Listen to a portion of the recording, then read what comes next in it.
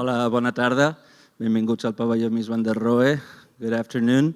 Welcome to the Barcelona Pavilion. Today it's a special day where here in the pavilion we'll be able to not only watch the documentary, the film Two Houses, but also have with us and share their experiences with Verena von Beckerath, architect, and Jens Franke, who have come to Barcelona. It's these first events that we are able to stream online, but also actually do here with people, and that makes us really, really happy. This event that we're organizing today takes place in the framework of the Barcelona Architecture Week, which began on 6 May and will finish this Sunday. It is also part of the Future Architecture platform in which the Mies van der Rohe Foundation participates with other institutions, and we have this opportunity of collaborating with people from all over Europe and all over the world and invite them to share experiences such as this one that we have called Architectures for the Future, Landscapes of Care. And we will speak about care as well with Verena, Jens, and all of you. It is also within the first edition of the Barcelona International Architecture Festival, which also began this week and which will finish on Sunday. And it is also among, somehow, the discussions on the new European Bauhaus and the aims of this the new European Green Deal, with which the European Commission and the European Union are working in order now, in the first steps, to see how we can all collaborate from the cultural part into achieving these deals with the Green Deal. So we will be watching the film Two Houses here in the Barcelona Pavilion, and in the meantime, from home, from streaming, you will be able to also see 4 short videos which are connected to the European Union Prize for Contemporary Architecture, the Mies van der Rohe Award, which are on Casa Luz, which has to do with housing as well, and heritage, with the apartments in Brussels called Nave 5. Also, the transformation of the block in Amsterdam, in Kleiburg, by NL Architects and XVW, and also the transformation of Bordeaux Grand Parc by Lacaton, Vassal, Drouot, and Hutin.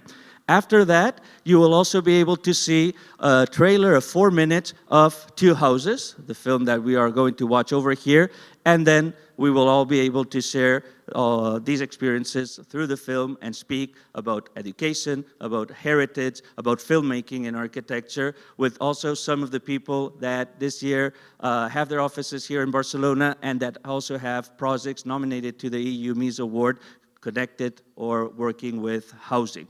So we will start right away seeing the documentary, this film, and I hope you all enjoy at home with the videos that we're sharing and over here, Two Houses. Thank you.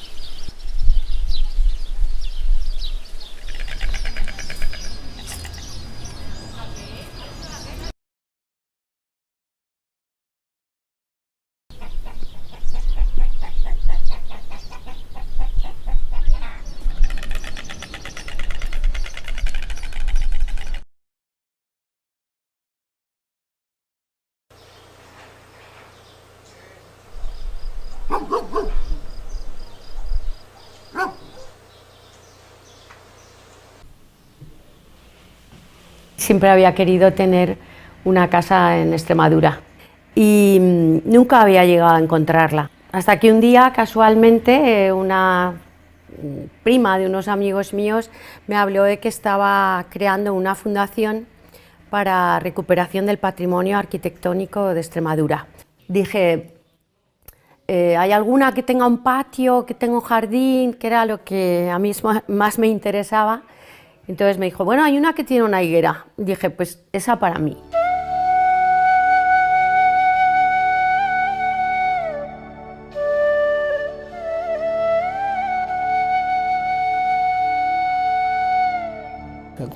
cuando llegué me encontré aquí una serie de forjados que habían sido manipulados, no están conectados a las paredes de tapial, y luego sobre todo que las vigas, había algunas vigas que estaban sanas, pero en general había muchísima humedad, todo esto no estaba pavimentado y todo estaba bastante podrido y en mal estado, y lo más sensato era vaciarla y construir de cero. Nos pareció como una muy buena opción vaciar toda la casa por la parte central para poder higienizar un poco todas las estancias, que entrara más luz, que hubiera ventilación cruzada, etc. El proyecto se organiza en 3 niveles. La disposición del patio en una posición centrada permite organizar una serie de plataformas que definen cada uno de los espacios del proyecto sin requerir de otra distribución. Es por esto que el proyecto no tiene necesidad de disponer de ninguna puerta y la relación entre las habitaciones se realiza siempre a través del patio y con el árbol como filtro.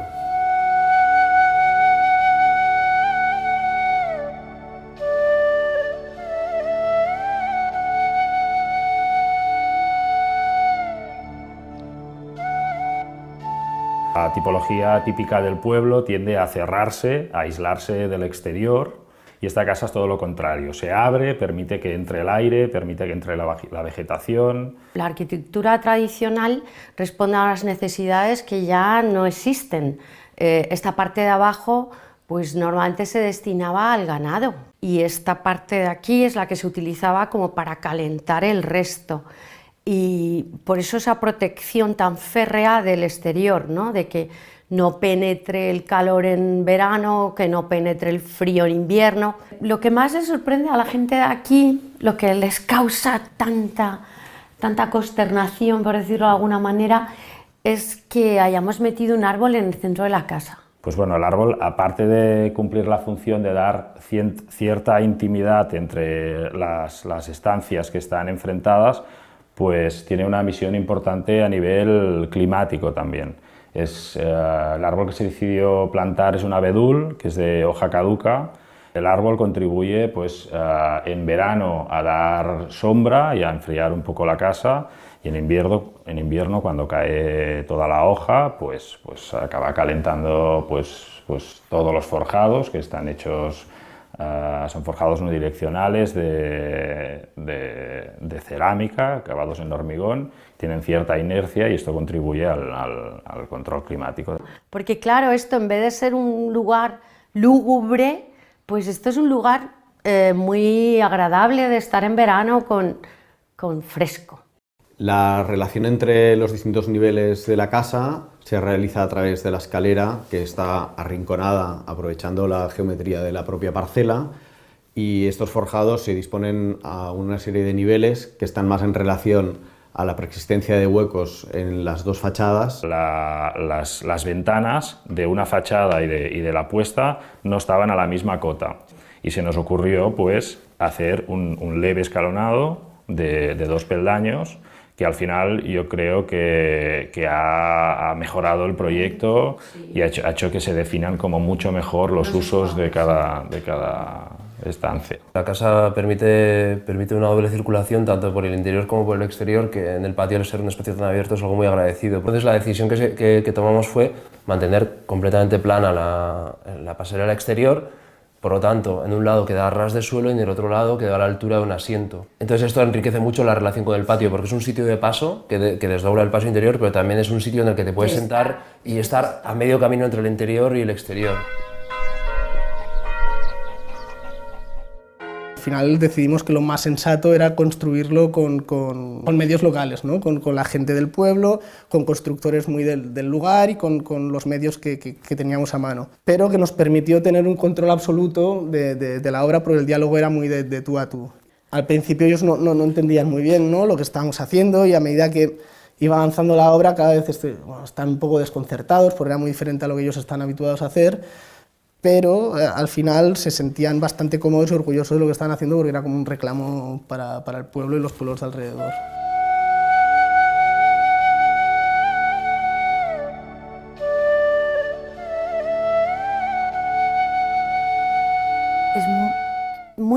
agradable en todos los sitios la casa, porque en todos los sitios estás en contacto con naturaleza, con luz, desde el dormitorio puedes ver las estrellas, puedes ver las nubes pasando por el cielo, desde luego puedes escuchar los pájaros.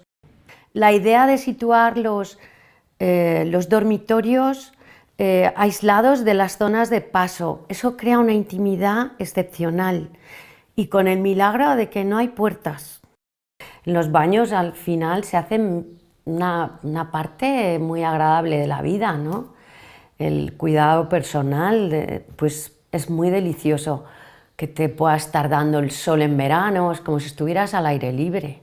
Hay distintos tipos de cliente y esto marca un poco el proceso de desarrollo del proyecto. En el caso de Luz partíamos de un enunciado que concretaba algunas cosas pero tampoco demasiadas y sobre todo planteaba una serie de ideas que quería conseguir pero las lanzaba más en abstracto, ¿no? Yo cuando vi por primera vez el proyecto, bueno, por supuesto me emocionó, pero la cualidad mayor de ese proyecto es que me sorprendió. Nos ha dado mucha libertad, ha entendido las cosas que le hemos planteado. La relación con ella ha sido fructífera, tanto ella como nosotros estamos contentos con la casa.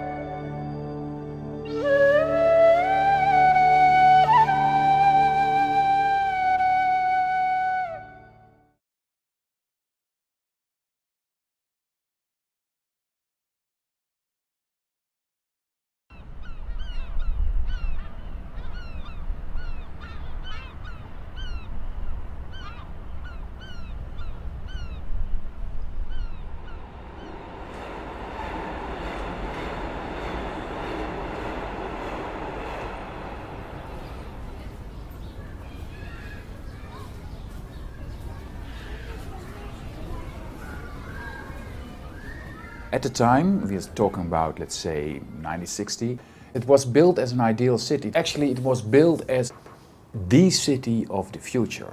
And it was executed, but it failed on a lot of parts.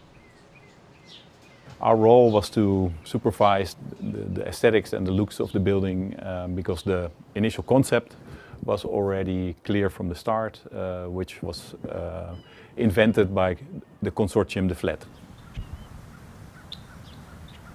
The year we started was end of 2010, beginning of 2011, when there was a message in the newspaper about the flat is empty and it can be bought for €1.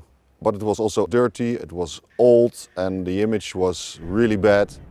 We said the first challenge is to get people to this place and to put this place on the map of Amsterdam again.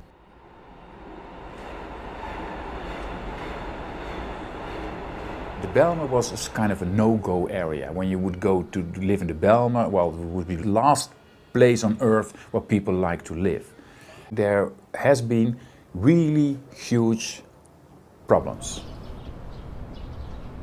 The building contains 560 houses, so we think about 1,000 people are living here. We sold them in 2 years. There's 80% people that live in their own house and 20% are rented houses. We started out working from this very strong motivation that the building was actually really attractive and perhaps only needed sublimation.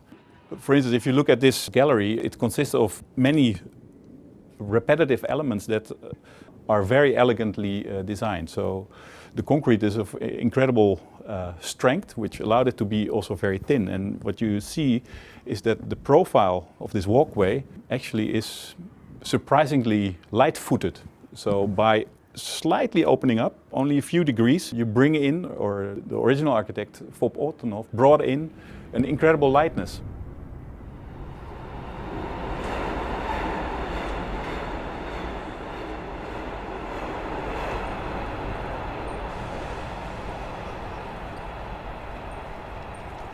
The concept of the redevelopment of Kleiburg was that the houses would be done by the people who were going to live there, so they were do-it-yourself houses. When I bought this apartment, it was completely stripped. And when I say stripped, it's really radically stripped. No electricity on the wall whatsoever, there was no heating, there was no water for tapping.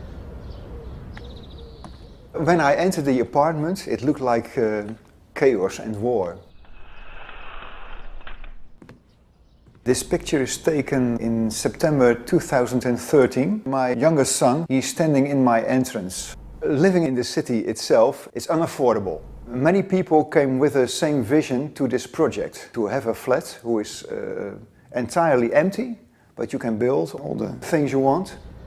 We offered them the possibilities to connect apartments horizontally and vertically, which made it possible for people to get a very big apartment with very small costs and change them and add to them in the way they wanted to.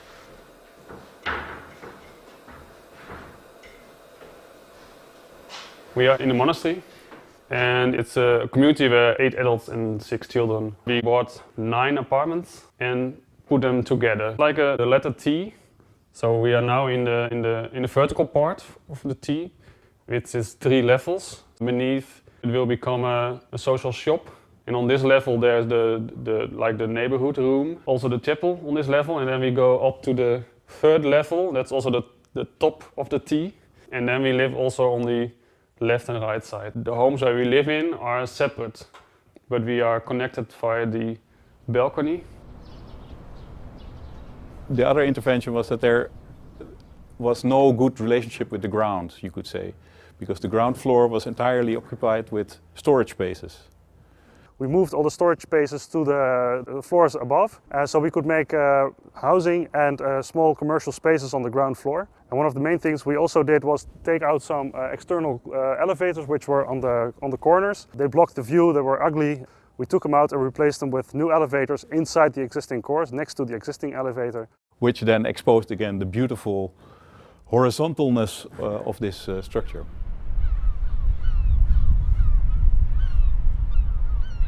And another change is that on the first floor there was an internal corridor connecting all the parts of the building. We took it out, and so we could bring this also to the apartments. That means that this apartment was much smaller in the first place. This part of the street has become part of my flat. In our first operations we thought, okay, if we paint the thing, it will be very beautiful. If we make it a light color, it will shine again. But then we tried another trick, and that is to peel off the paint, and that revealed a truly miraculous concrete that is almost as beautiful as travertine. And the last thing we did was change some very small underpasses on the ground floor, which were really dark and not safe, and people didn't feel comfortable using them. We enlarged it by making it twice as wide and twice as high, and also connecting the entrances to the apartments to these underpasses, so they would become a living part of the use of the building instead of just a dark underpass without really any function.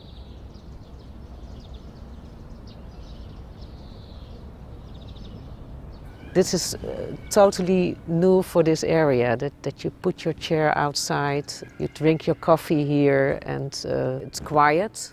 On a nice day, children are playing here, etc. Being able to offer many very different people a very cheap alternative to live and to enable them to create their own dream, I think that is a very beautiful aspect of this project.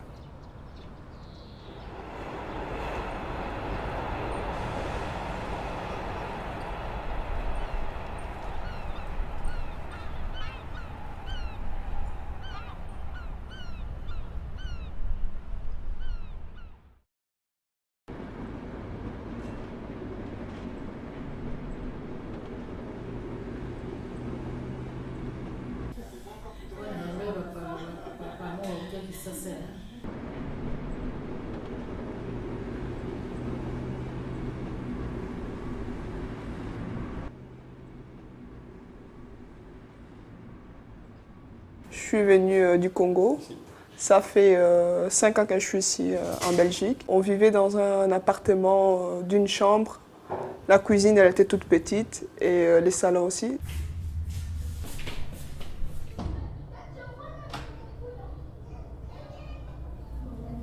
lot of immigrants come, when they arrive in Brussels, they come to live in this neighborhood. So it's a neighborhood of arrival. Les contrats de quartier permettent justement de travailler sur des projets comme ceux-ci. C'est un projet de rénovation urbaine qui est mené à Bruxelles dans des quartiers plus fragilisés et qui consiste en la construction de logements, d'équipements, mais aussi de rénovation de l'espace public. Beaucoup de bienveillance, beaucoup de patience et laisser du temps aux victimes. Et de toute façon... Ma mère elle s'est inscrite dans une liste pour appartement communal et finalement on a eu l'appartement. J'étais toute contente parce que la maison elle est grande.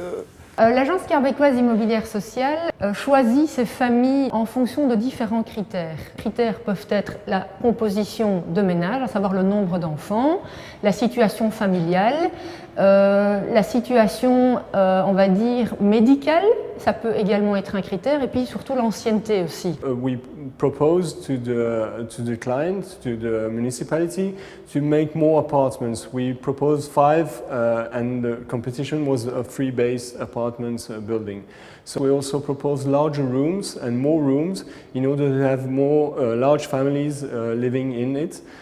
So we have a global 23 people living in this small building. On a attendu 8 ans pour avoir cette maison. On avait fait quelques visites, mais on n'aimait pas trop. Donc. Mais heureusement qu'on a attendu. On a attendu pour avoir cette magnifique maison. Ouais. Et j'espère qu'on va rester longtemps dedans. Et voilà. Devant nous, un pont avec de nombreuses bandes de voitures, des installations ferroviaires et industrielles tout autour. Et il s'agissait par ce projet de marquer l'entrée de la commune de Schaerbeek. Et comme vous le voyez, un paysage très ouvert, très dégagé. Et derrière nous, la ville plus ancienne avec le bâti du 19e et début 20e siècle. Toute personne qui entre dans la commune de Schaerbeek ne peut pas échapper à cette vue qu'on a et à ce bâtiment qui quelque part sort du commun. Et donc les locataires en étaient conscients et pour eux c'est aussi une manière de montrer qu'ils peuvent habiter dans du logement commun et que ce logement commun soit en soi une œuvre d'art, hein, parce que c'est quand même perçu comme ça. La spécificité du bâtiment apporte quand même une certaine fierté aux locataires qui d'une certaine manière ont plus de facilité à ouvrir leurs portes à d'autres personnes parce qu'ils savent que le bâtiment est beau en soi et que ça apporte quelque chose dans leur vie sociale.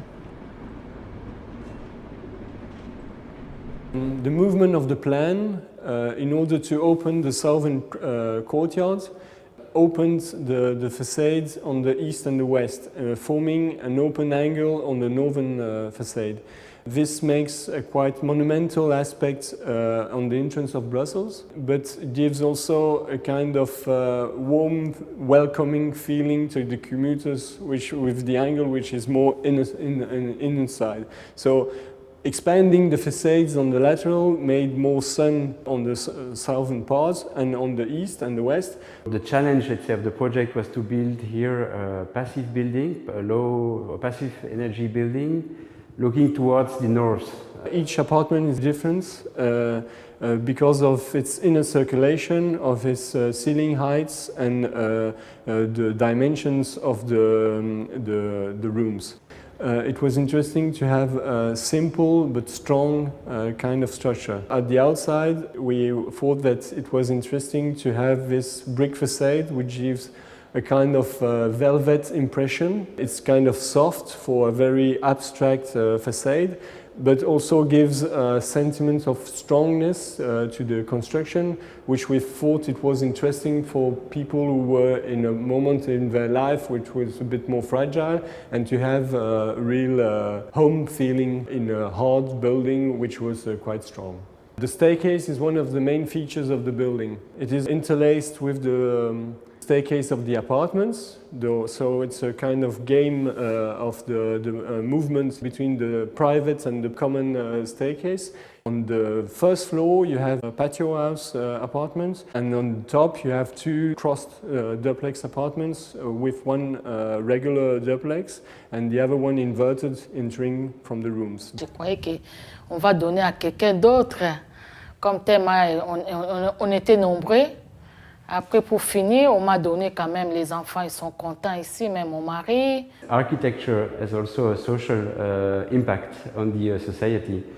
And I think this building shows how a small social housing program can be more than only housing or only architecture.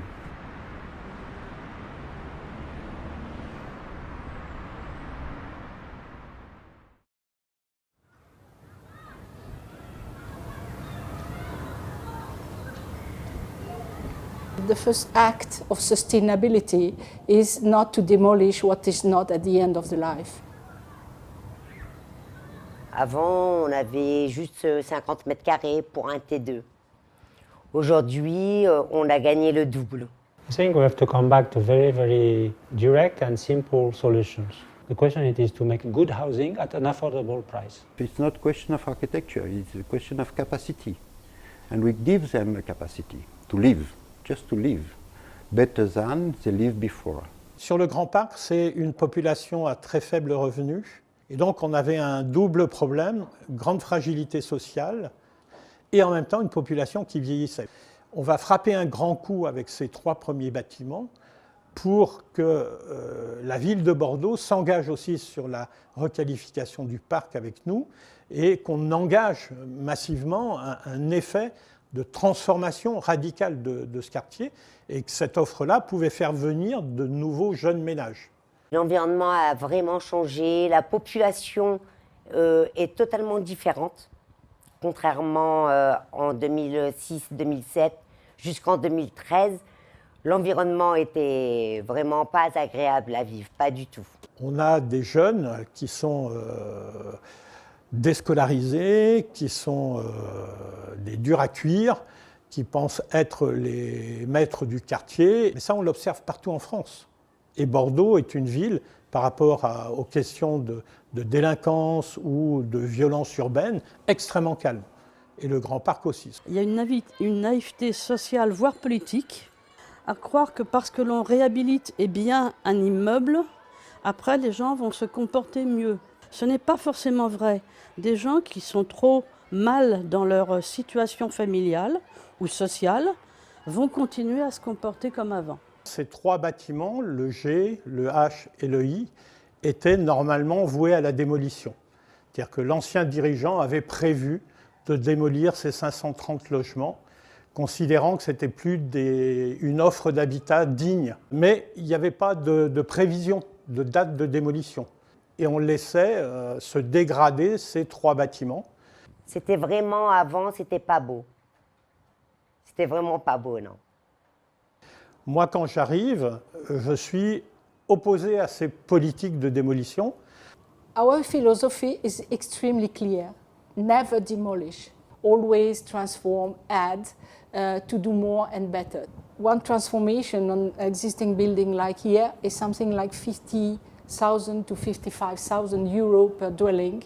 Demolition and rebuild would have cost 180,000 euros. So for the cost of demolition and rebuild one flat, we can transform in the best way, like here, 3 apartments. What about the big amount of people living there? They like to live in the neighborhood.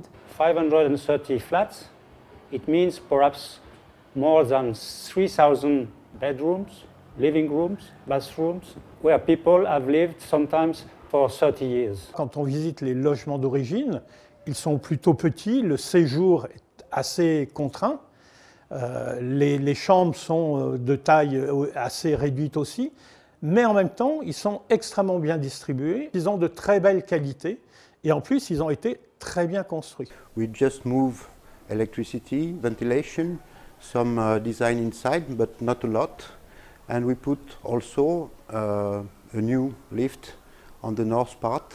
The most important was to get the light, to control the energy with the winter garden, and to give them more place for the people who live inside. Au final, c'est la suppression de la façade d'origine pour remplacer par une grande baie vitrée toute hauteur, toute largeur, et l'ajout d'une structure secondaire qui joue le rôle de jardin d'hiver, qui agrandit l'appartement et qui joue aussi le rôle de serre bioclimatique pour réguler le confort thermique de l'appartement.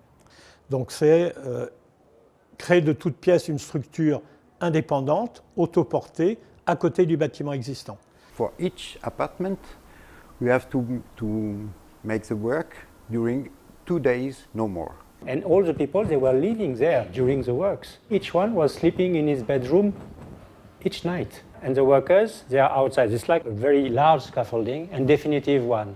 Then, when the scaffolding is mounted, they cut the window. Then the window becomes a passage. And then there is somebody that comes with new sliding doors. Yeah, it was like a train. Tung, tung, tung, tung. Les travaux, ça a duré plus de 2 ans. Et là, c'était tout cassé, ouvert l'hiver. Mais aujourd'hui, le résultat, il est exceptionnel. C'est très, très agréable de vivre. The rent is the same as before.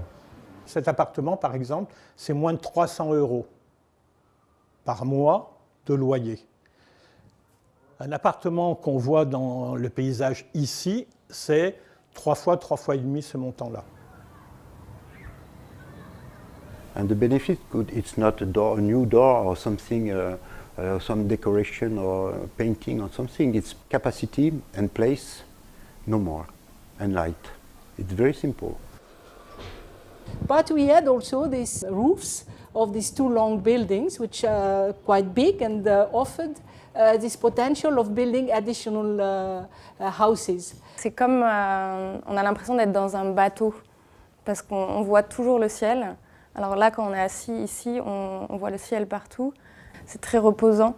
La lumière n'est jamais la même. Donc ça, c'est extraordinaire. C'est toujours changeant. Moi, j'aime bien l'espace et j'aime cette grande respiration et ce grand horizon. Il y a un bateau qui est arrivé hier. C'est le premier de la saison. Donc, on les voit. Regardez là, en ce moment, on entend les enfants dans la cour de l'école. Ça, c'est super. It changed totally the organization of the apartment. Now you can move from a room to the living room. You can pass by the winter garden. It's more simple. With this new situation, with the big winter garden, the people can be related to the climate and this beautiful geography that we've got in Bordeaux. Brings new quality of use for the inhabitants. And these new spaces are, I can say, undeterminated. And it's important that it has not a special function, because it's really the place where everyone can appropriate according to their mood, to invent uses. Yes, the space allows to invent uses for the inhabitants. Oui, c'est un grand salon. Comme vous pouvez constater, on mange ici. On a un salon pour se poser le soir. Non, très très agréable. C'est qu'on a l'espace de la serre, qui nous permet de l'utiliser comme atelier de bricolage et de dessin et de peinture et de faire tout ce qu'on ne peut pas faire à l'intérieur dans un appartement. Sentir le soleil, l'air, la lumière, la pluie, tout ça c'est très fort.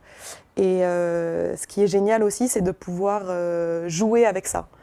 Et donc du coup, on peut vraiment changer les ambiances en fonction des moments de la journée ou de ce qu'on fait dans l'appartement, de son humeur. C'est magnifique, avec les baies vitrées qui s'ouvrent l'été, l'hiver, des rideaux spectaculaires, c'est pour le soleil, protecteur contre le feu. Non, ils nous ont fait l'isolation, avant il n'y avait pas. Avant il n'y avait pas d'isolation. Aujourd'hui, tout est bien isolé. L'hiver, c'est agréable, il y a de la chaleur. You should consider altogether these 2 facades, because they are really part of the bioclimatic concept. This facade is the double glass. Behind we have these thermal curtains, which are very efficient because in the night they keep the heat inside. Then we have this space, which is a climatic buffer zone. And then we have this second facade, which is much lighter, widely openable. And these curtains, they are shedding. These 4 elements which compose the two facades are absolutely necessary altogether. And the combination of all these systems make possible a good climate in the winter garden, due also to the dimension of the space. It's first a space for appropriation, and second, a very good system to create a good climate and to save energy. Ici, il y a quand même un très bon confort thermique. En hiver, ici, il fait froid, et en été, il fait très chaud, même si on utilise le rideau. Bon, mais c'est quand même une surface en plus qui est très agréable. So this, yeah, we could do it plenty of places in Spain, in France, in Poland. The problems will be different, the people will be different, the climate will be different, but this kind of generosity, this form of radicality to do the maximum even with the lowest budget, you can think of that anywhere. If you, at the starting point, you want to be generous, you can. It's possible to be. With low money. With low money. And it's interesting to have low money because we have to make think. You have to think. It's obliged. Et que dire, on est heureux, hein, les bébés, on est heureux, on est des personnes très heureuses. Et aujourd'hui, c'est super. Le champagne?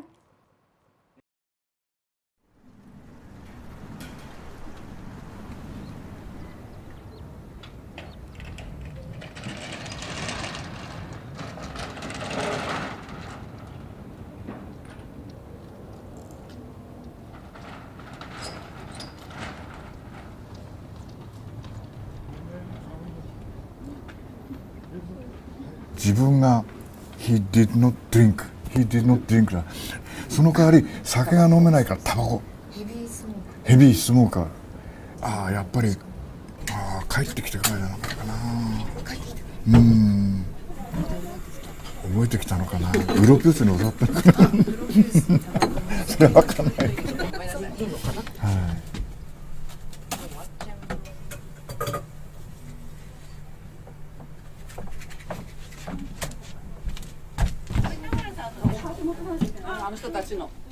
あの人たちのお箸。ごめん。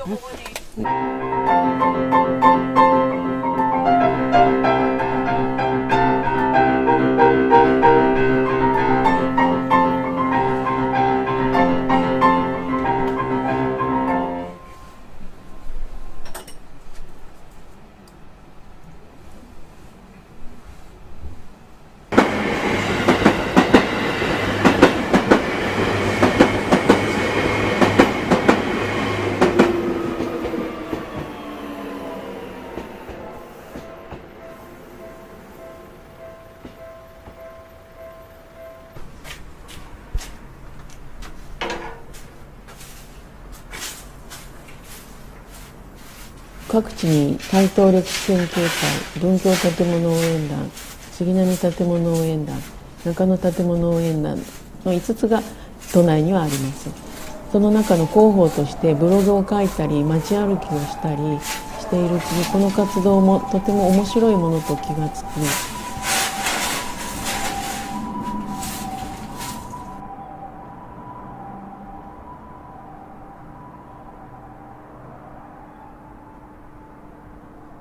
その時のその時代の流行りっていうか、その山脇さんがドイツで勉強してきたものを持ってきて、周りの人から見ると随分ペラペラした家だなとか、あるいはモルタルで塗ってあるんだなって、モルタルって安伏神の代名詞みたいなもんじゃないですか。でも私たち来た時にはオリジナルはないけれども、また違うさっきステージ第2のステージって言ったけども、違うなんかこう良さがまた加えられていて、違ってきてるんだけどもさらに良くなっているっていうことも感じたし、例えば玄関のところもあれ増築なのでオリジナルではないわけですよね。でも玄関の雰囲気っていうのはすごくこの建物とかそのモダニズムの雰囲気をすごく残した改造がされているので、そういうのは私は価値があると思うし。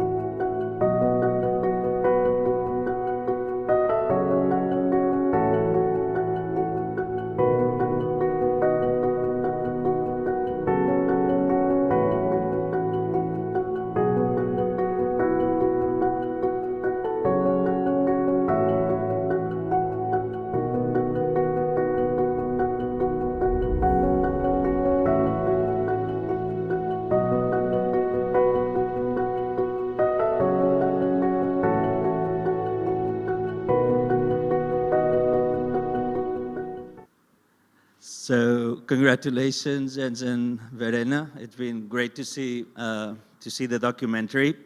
It's a film by Verena von Beckerath with Nicholas van Elsa, Momoko Yasaka, and Maximilian von Zeppelin in cooperations with Jens Franke. And it's also, the two houses is a research project at the Chair of Design and Housing at Bauhaus Weimar, Universitat Weimar, which focuses on the interaction between the Bauhaus and Japan, based on two houses, as we've seen, in the suburbs of Tokyo, Migishi Atelier and Bunzo Yamaguchi House. Both houses were designed in the 1930s and 40s by Japanese architect Iwao Yamawaki, a student at the Bauhaus in Dessau, and Bunzo Yamaguchi, who worked in Walter Gropius's practice at that time, and are still privately owned, as we've seen today, and we'll speak about this as well. The film documents the building's architecture and tells the story of their inhabitants, providing glimpses of life in and with the buildings. It is accompanied by the publication that, Verena, you have over here, called Two Houses, text, which includes, and you can also buy it, which includes interviews with Elena Chapkova, Terunobu Fujimori, Taishi Watanabe, and Yoshiharu Tsukamoto, as well as text and images from the film and drawings on the houses in different stages. That's part of the research project that we will also speak about. Verena von Beckerath is an architect based in Berlin and co-founder of the architecture firm Hayden von Beckerath. She pursued studies in sociology, art theory, and psychology in Paris and Hamburg, and studied architecture at TU Berlin. She was teaching and research assistant at UDK Berlin and visiting professor at TU Braunschweig. She held fellowships at the Akademie Schloss Solitude in Stuttgart and at the German Academy in Rome, Villa Massimo, and was visiting professor at Cornell University in Ithaca, New York. Since 2016, she has been professor of architecture at Bauhaus Universitat Weimar, where she holds the chair of design and housing. Jens Franke lives and works as an artist in Berlin. In 2014, he completed his studies at Hochschule für Bildende Künste Hamburg in the classes of Jean Faust and Thomas Demand. His films have been screened at Kasseler Dockfest, International Short Film Festival Hamburg, Dichterhalle in Hamburg, Maximiliansforum München, Bundeskunsthalle, the Japan Pavilion at the 16th International Architecture Exhibition in Venice, and Kunstverein Harburger Bahnhof, among others. His works focuses on topics concerning architecture and urban planning. A number of film projects have been realized in collaboration with architects, such as Two Houses, which we have just seen right now. When we were speaking before, we were highlighting that there can be many topics that we could speak about, but one of them has to do with this. I think it's interesting to speak about heritage, but also understanding heritage in many different ways. And it's interesting to see how these two architects who studied in Germany or worked in Germany, then brought their knowledge to Japan. They built these two houses and all their career. And then you are kind of now also bringing this heritage back to Europe and to the world through this documentary. Maybe we could start sharing some first thoughts, Verena and Jens. It's on. Can you, yeah? Yes. It's on? It is. Yes. Yeah, I think the question of heritage is really interesting in relationship to this work. I think we didn't really think of it when we first went to Japan. We did an excursion from Bauhaus Universität Weimar with 16 students. I planned it together with my then assistant, Niklas van Elsa, who was an architect based in Berlin. And there was one student, Momoko Yasaka, who was from Japan, and also Maximilian von Zeppelin, who became important in the making of the film. And yeah, we planned this excursion and we prepared during a seminar, and one of the 6 chapters was Bauhaus in Japan. It was more like an idea that there could be something interesting. And during the research, we also identified a few places that we would like to visit besides others in Tokyo.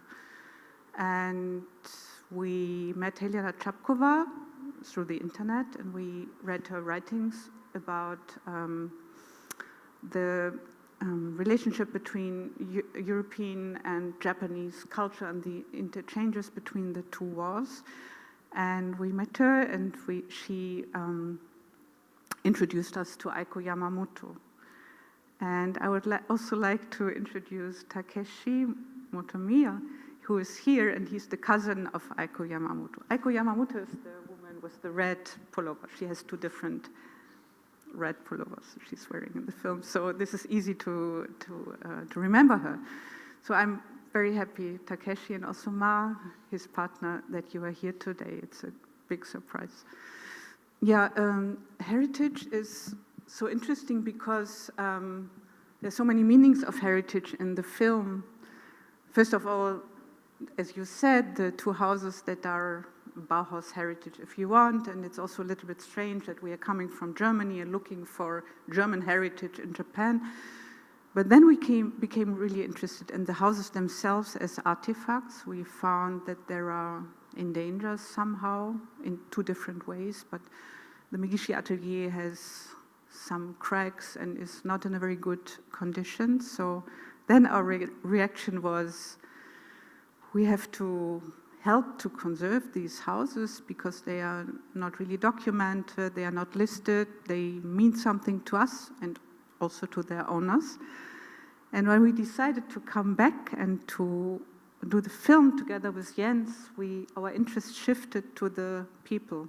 So the houses now are somehow the stage or the environment, but we became more and more interested in how the people who live and own the houses and live in the houses today, how they construct heritage. So rather than, being aware of what heritage means. So it became a little bit blurry for us and also for them. And yeah, so I think maybe in the end, it's this environment that we opened for all of us, which becomes our shared heritage. And, yeah. I don't know if this answers your question. It was also interesting that somebody in the film says, although it's not the original, it still has a role. And now, where are we? We're in the Barcelona pavilion. Yeah. It has a role. Yeah. What is the role that you... It was really interesting to be in the audience here and to watch the audience in the Salon concert in the Bunso Yamaguchi house. The role... Yeah, as I said, I think we are constructing heritage within our social and political societies and communities, and I think it seems to be a strong bond that binds us together and that enables us to share something that some memories and something we can refer to. So in the case of the two houses, it's very clear that it happens this way. And in the end, we were not sure if we would fight for keeping them or if the two sessions we had in the two houses is what we mean when we talk about heritage, the shared moments, rather than the conserved artifacts. So something we can discuss. I mean, here we are in a different environment, and I think it means a lot to us that this pavilion is here, that we can visit it and share the space. Just the two houses, it's a little bit different because private houses are not so much in the focus of conservation, especially in Japan, so temples, and so are more in the focus of heritage, mountains, landscapes, and so on. But the private life is not, it's always in transformation, so it's not something that we can look at in a way that you can keep it in a certain situation. So this is why the discussion is about transformation, and also our interest turned more and more to the idea of transformation, that transformation might be what is more connected to our lives, because we are always transforming ourselves and our spaces, then the stable situations that we cannot keep in the end, the relationships that we cannot keep. And, maybe Jens? Yeah, perhaps it's important to add that these houses that were originally private houses became kind of these semi-public spaces out of a necessity and out of a struggle, because they're hard to maintain. So they're both, for very different reasons, decided at some point that it would be nice to open them, to have people come over. So the one family decides to have these concerts a few times a year, and in the other house they in the film have a discussion group with different friends of hers that are also very very involved with heritage and preserving things, and also Aiko Yamamoto is herself, and we thought that was very interesting, that these kind of privately owned spaces become public spaces every now and then, and that it's kind of transforming. It's not something static, it changes. Yeah, there's some parallels. So the families know each other, but they are not that close as you might think when you watch the movie. There's one scene where Aiko Yamamoto and the piano player, Katsutoshi Yamaguchi, stand together after the concert, but what is similar with the two houses is that, for example, they are both booked for photo shootings, so there must be something about this ideal modernist setting that we have maybe also lost, because they are so fresh in the way they are made and future-oriented and experimental in their spaces. Yeah, and that they are both rented for photo shootings and weddings, and they are somehow, I wouldn't say misused, but it's also interesting that they are used for other people to represent something that they don't have in their everyday life, whereas the houses are made for everyday life. So there's an interesting ambiguous situation about representation and the places where we live. And yeah, this is a very interesting topic, because we were discussing before that we had this project at the Mies van der Rohe Foundation called Artists in Architecture, through the European Cultural Heritage Year, in which with Brussels Beaux-Arts and the Naples University and here in Barcelona, it was a discussion through artistic interventions in houses, in single-family houses mostly, which had different characters connected to the interest of the people that had lived there or the architecture itself, and what had to be done with them. We were speaking before, we're remembering they cannot all become museum houses. They cannot, well, many of them have become places that you rent for a week or 2 days or 3 days. Many still have the inhabitants living in them. So this is another kind of interesting way to give life, to continue giving life, by opening them up and making them maybe a little bit, they're still domestic, but they are becoming a little bit open to neighbors. And they were also saying, or speaking about the importance of documenting in order to avoid their disappearance. And maybe, Jens, you could explain how you use video in order to also document and keep specific memories or moments, or the lives of buildings, for example, as you have been very much connected to architecture in your work. Yeah, I was just trying.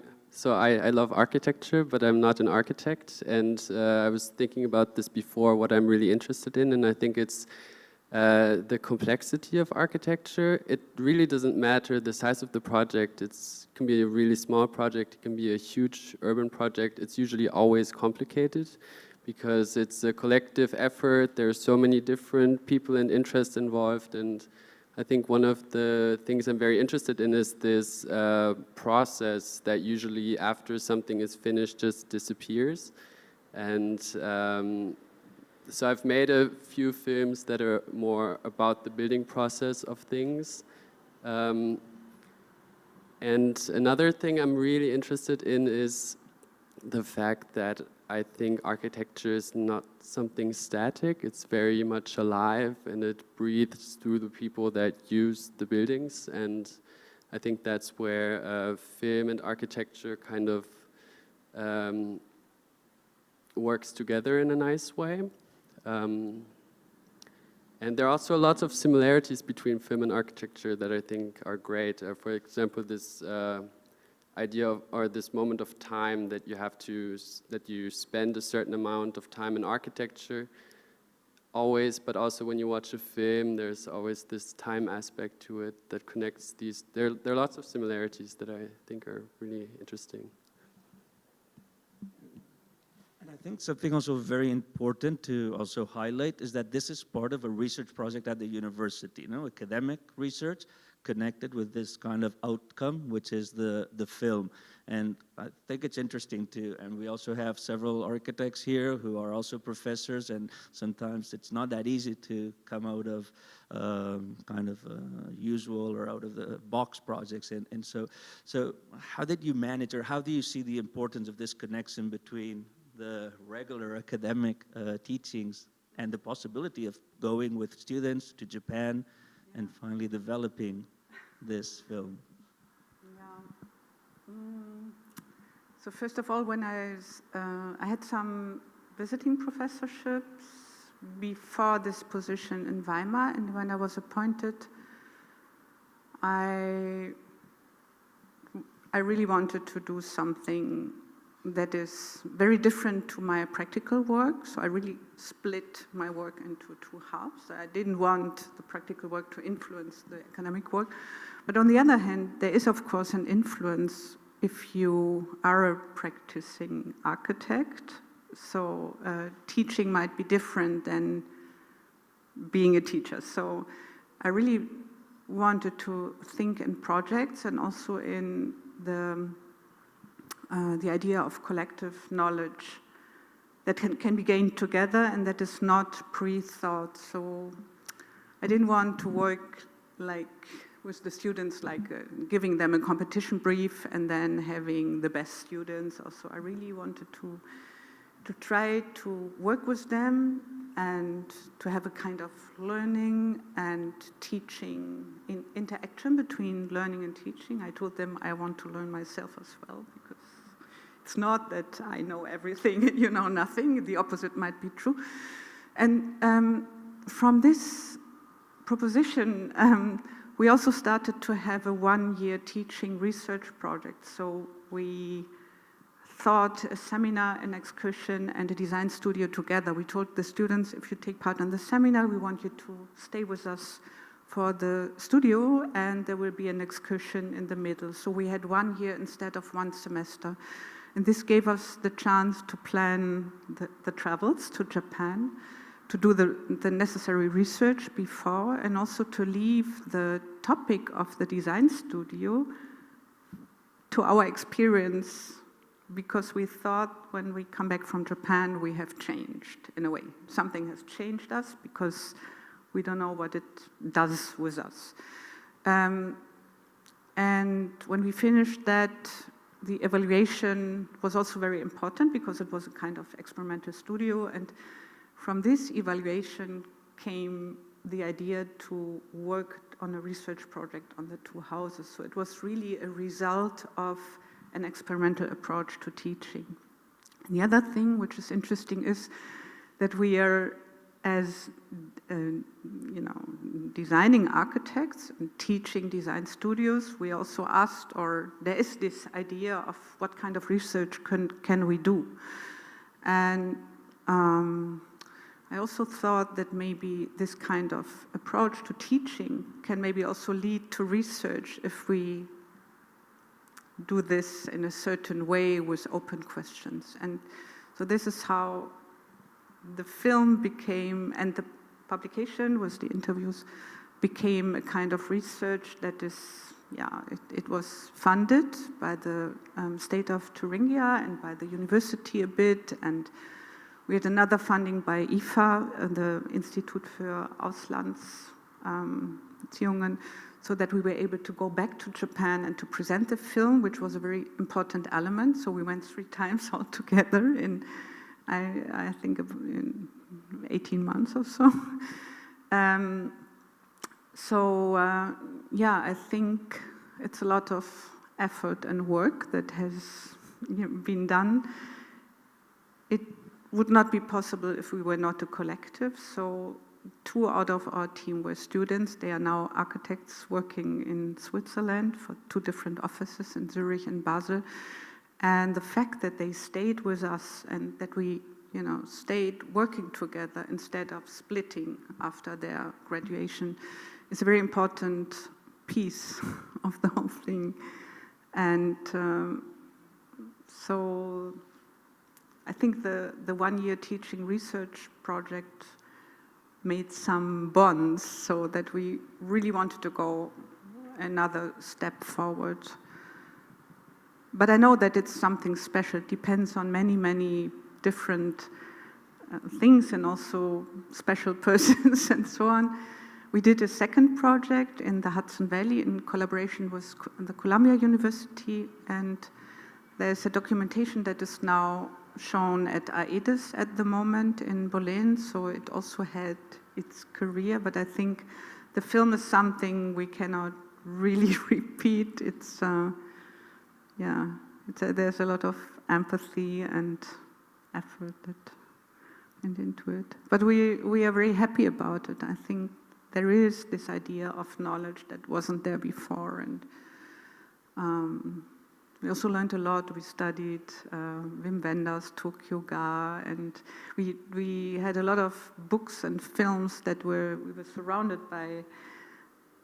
by things and knowledge that we,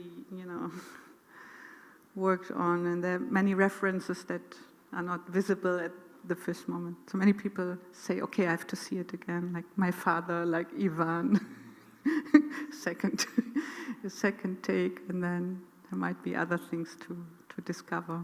No.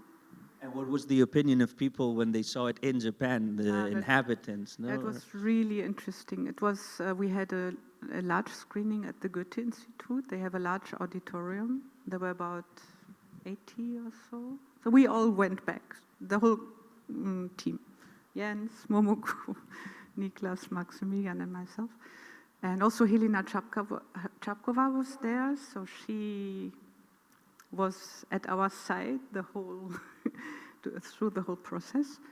She's an art historian, and she, as I said before, she works on Bauhaus in Japan. It was very interesting because the 2 families came with their friends and relatives, and also some people who are specialized on Bauhaus research, a photographer, researcher, a writer, and so on. And there was a discussion afterwards, and I don't know who said during the discussion with the audience that it would not have been possible to make this in Japan. So it's a view from outside that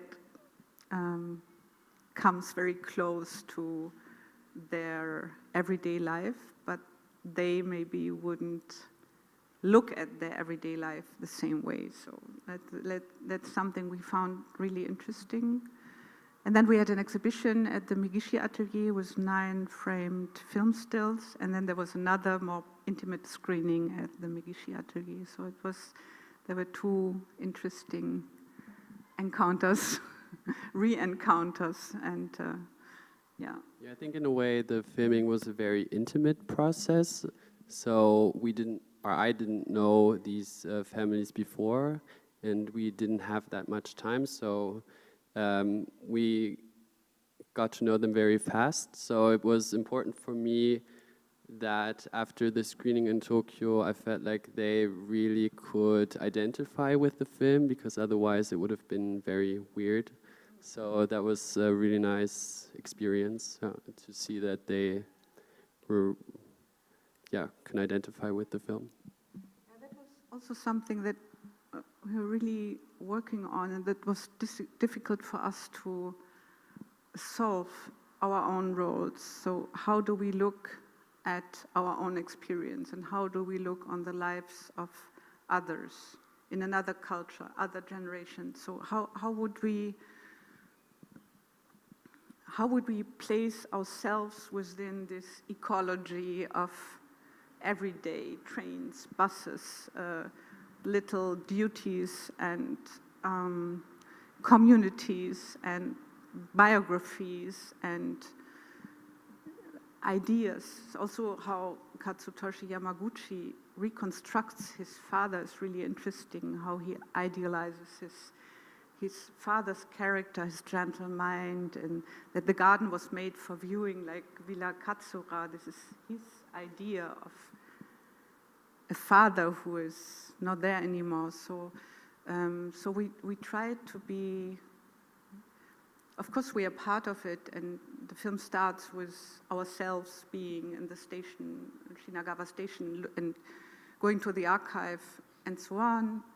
But then it's our interest in the questions we have, but not the solutions we have. And yeah, and in the end, we don't know what we can do or what we would like to recommend. It's not, we are not the, the knowing, the knowing people.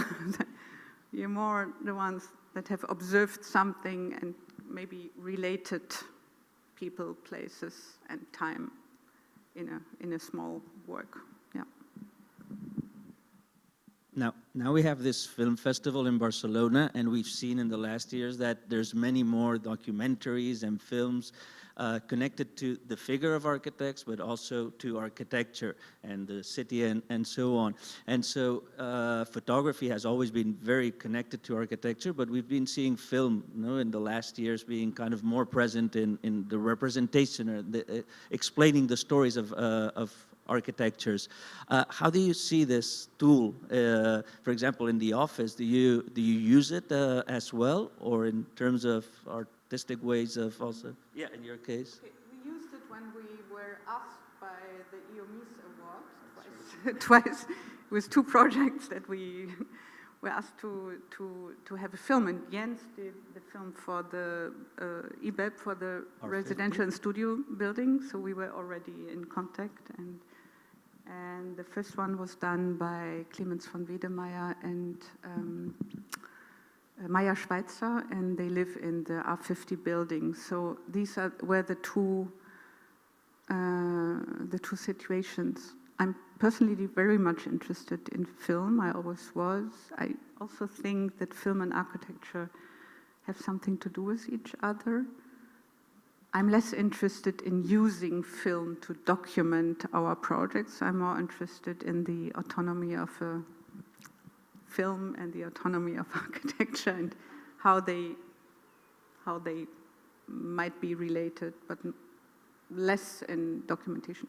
We also, for example, work with a photographer, Andrew Alberts, who used to be our partner until 2008, and I really like working with him because his work has such an autonomous value and meaning for us, so we can talk and then he goes by himself. We don't stand next to him and tell him, do it like this way. We want this perspective. We just talk about it and explain what the idea is or what we find interesting or what was a problem, and he would do his own photographs. So I think I have a lot of respect for photography and also, of course, for film. So I see them rather connected to architecture, but less supporting. Or of course, they're supporting because without photography, there wouldn't be architecture exhibitions, right? Maybe not. So it's interesting to think about it.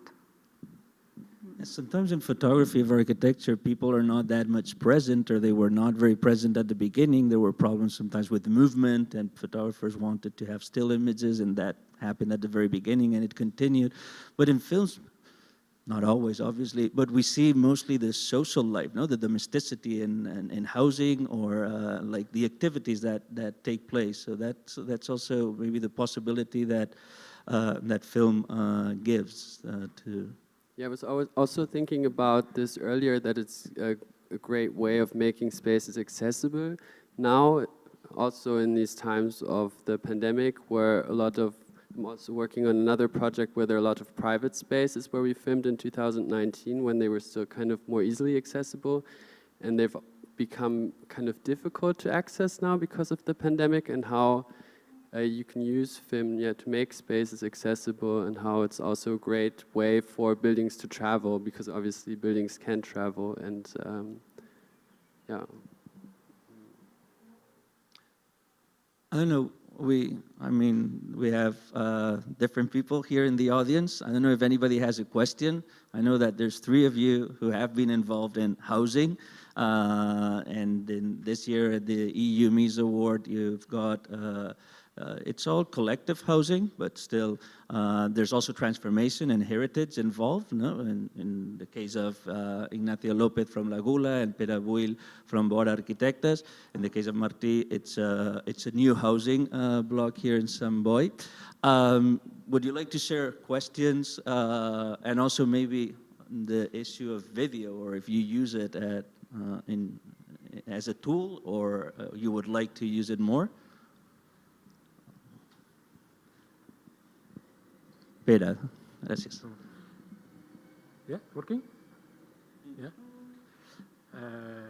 No, I have to say that I loved the filming itself, and one thing I was thinking during the film was, I'm not seeing the architecture.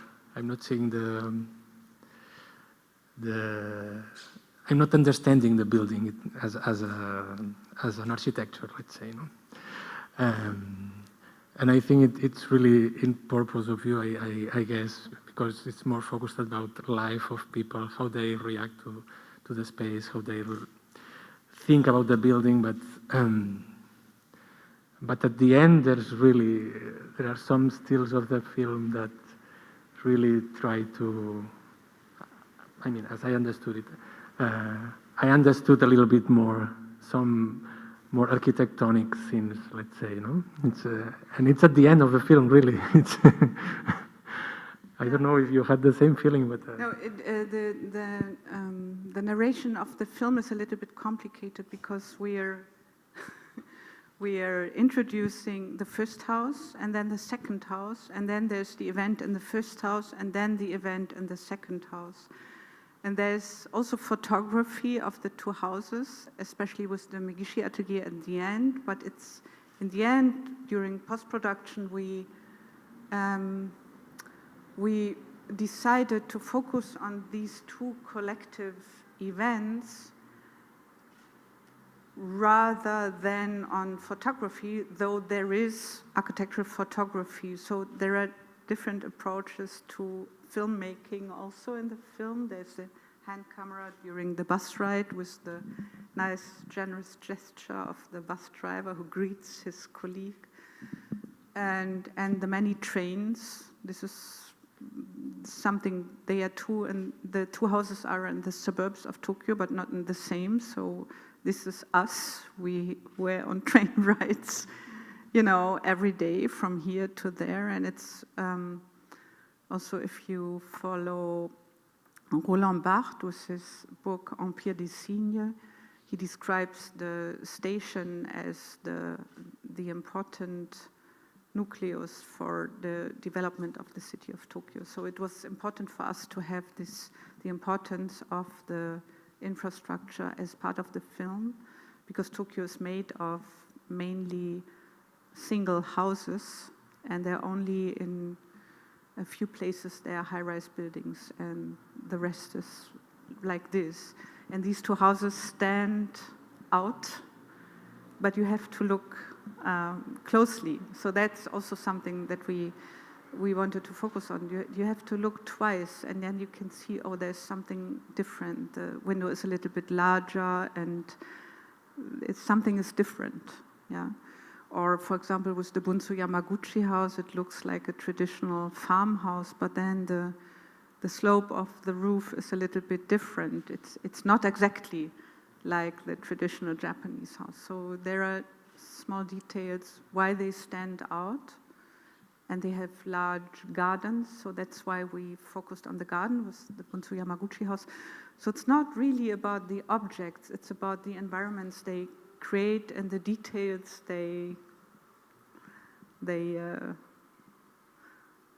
which are embedded in these. So it's a little bit different than looking at a house, understanding it, and having an idea what it is. And yeah. So we decided for a different portrait. So. And also the appropriation by the inhabitants. You were telling me there's this moment in which they are paying to get the booklet and then going inside, and they were using the curtain to separate where there will be the concert from this entrance space to make a space within the space. Yeah, it's really beautiful. The small gestures that transform the living space into a theater, or the little kitchen into a preparation place for the huge, round, loaded table, loaded with food. So, yeah, we were interested in these generous gestures. Yeah, I was thinking in how, in just 4 minutes, how you get to touch a lot of different themes and very interesting and in a very sensitive way somehow. Because you talk about preservation, you talk about maintenance, you talk about the change and the common life, and how something needs to be changed to be alive, but I get this morphological question also because it was at least for me, I haven't heard about these two architects before, and it was amazing for me to discover these two absolutely different profiles, and I think also the houses somehow represent two different souls that are part of the Bauhaus somehow. It's something that you can catch it, that maybe one of them is more connected with this, something more connected with the image. As you say, one of the houses is it's closer in terms of morphology to a traditional house, but it's looked in a different way. Probably that's connected also with the architect that was developing the work and how he was formed, and because that's the one who was working with Gropius. So I think that's something that it's also again a dialogue. It's talking about your house also, your Bauhaus. There isn't. Of course, there is not one Bauhaus. It's our mistake if we think, oh, that's Bauhaus. I mean, what is it? It was a movement and a school, and there are many biographies related to the Bauhaus, but it's not. I think we had this 100 years Bauhaus anniversary, and this also encouraged us, of course, to do the film because we knew we would maybe receive some funding and so on. But, for example, the Bunsu Yamaguchi house is, at first sight, more traditional, but the architect was a modern architect. He did infrastructural projects, but for his own home, he has chosen this approach. But then, in the 1970s, he felt unhappy with it, so he transformed the whole house, and you could see the cladding, the inner cladding. This is what he did in the 1970s, so he modernized his own project, and we were really fascinated by this, and also where the two worlds come together, the wooden beams and the cladding of the space without beams and how they come together. But I think what your question was also to maybe to shift a little bit to housing today, if I understood you correctly. And there's also something maybe what we can take from it we are in my office, but also at my chair, very much interested in the idea of collectivity, which must not mean that we all live, you know, in collectives, but how can we introduce shared spaces into our housing environments, and when do people share certain activities, and how can we encourage them, and which spaces are needed for doing things together. So that's something we can also take from there to here, because the way how they use the houses is nothing else than creating a shared space for a neighborhood or a group of peers with a certain common interest. And yeah, I think it's really interesting to think about housing not as a solution, you know, to solve the housing problem, but to see that there's a need for a different approach to housing as we transform, and the idea of the family transforms, and the relationship between private life and work has transformed, and we know exactly because this is what we have experienced the last year. So I think we should use this experience when we think about housing and what we really need. Maybe apartments can be a little bit smaller, but we have shared space where we can cook together, and there's so many examples from history, like the cooperative buildings in Berlin or Prague. I don't know if you had Magdalena Havlova here. She's also a participant in the Future Architecture platform, and she has a really interesting PhD project on forgotten cooperative buildings in Prague that are not used and not where there's no care for them as it should be, because they have many qualities that we are looking for today, but they are not visible, at least not in the society in Prague, where ownership of new apartments are, and also there's so many investors that invest and then sell the apartments. So that's something I'm really interested in.